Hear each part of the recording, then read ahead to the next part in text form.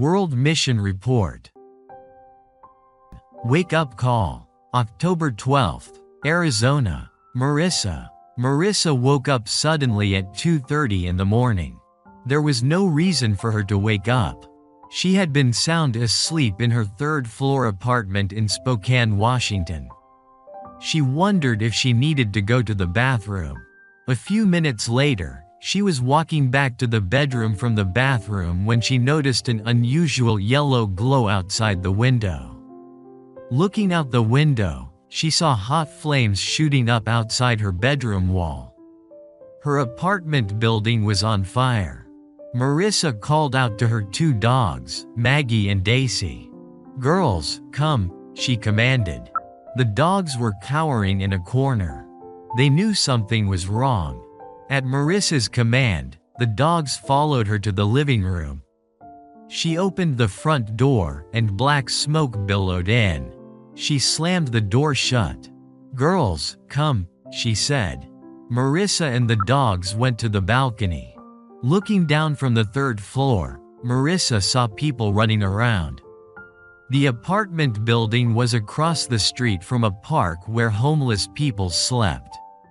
Now homeless people were banging frantically on windows and doors, urging people to get out of their beds and apartments. One homeless man seemed to be in charge, and Marissa called down to him. "Help," she cried. "I don't know what to do. I can't get out my front door." The man looked up and grew very serious. "If you want to live, you have to jump," he said. "But I have two dogs. You have to throw them down." Marissa scooped up one dog and dropped it.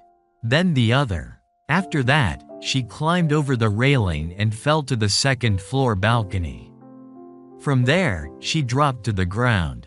She sustained bruises and a sprained ankle, but she didn't notice them. Her only worry was for her dogs. "Maggie," she cried. "Daisy." A neighbor said she had seen the dogs land safely and run toward the park. That was a huge relief to Marissa, and she headed to the park, calling for them. There was no sign of the dogs. Marissa remembered that her cell phone was in the apartment. The only phone number that she had memorized was her brother's. Marissa borrowed someone's phone and called him. He answered on the second ring. Marissa was surprised. He slept soundly and was hard to wake up. Marissa told him what was happening. "I need you to come get me and help look for my dogs," she said. Her brother came over, and the two drove around, looking for the dogs. Fire trucks arrived. "I'm impressed that we need to go back to the park," Marissa said. At the park, she called for the dogs, and Maggie came running up. Marissa was so happy. She fell to the ground, crying and hugging the dog. It took 17 hours to find Daisy.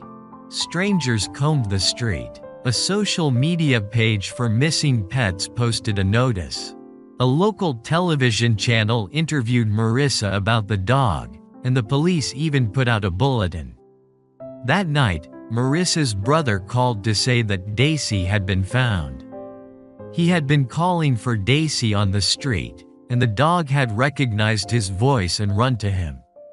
Bystanders pulled out their cell phones to record Marissa's joyful reunion with the dog. For Marissa, it was a night of miracles. She lost everything in the fire. But God saved her life and the lives of her dogs. But why? As Marissa prayed for answers, she sensed God reply, "Because I am not finished with you yet." The words were balm to her soul. Marissa worked in adolescent and child mental health. She had been employed by the U.S. government as a juvenile correctional officer and by the Seventh-day Adventist Church. But when COVID hit, she found herself unemployed. Normally upbeat, she found herself in a dark period that she couldn't seem to escape.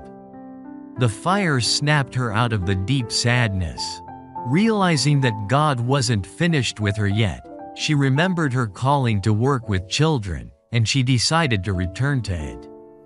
Months later, she moved to Arizona to work as the head girls' dean at Holbrook Seventh-day Adventist Indian School.